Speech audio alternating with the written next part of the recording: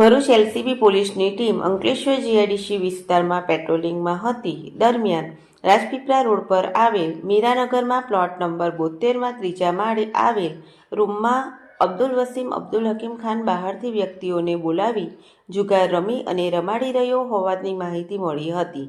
જે માહિતીના આધારે એલસીબી પોલીસે દરોડા પાડતા જુગાર રમતા અબ્દુલ વસીમ અબ્દુલ હકીમ ખાન, સુરજસિંહ હરજીતસિંહ, રજનીશસિંહ અજયકુમારસિંહ, રાજેશ જોહરે, વિશાલ યાદવ, સુભાષ યાદવ, મુકેશ મંડલ, સુનિલ વિશ્વકર્મા, બબલુ મંડલ અને અવિનાશ રાયને ઝડપી લીધા હતા. એલસીબી પોલીસે તેઓ પાસેથી રોકડા રૂપિયા 93,900 અને 70,000ના 7 નંગ મોબાઈલ મળી કુલ રૂપિયા 1,63,000નો મુદ્દામાલ કબજે કરી તેઓ વિરુદ્ધ જીઆઈડીસી પોલીસ મથકમાં ફરિયાદ નોંધાવી હતી.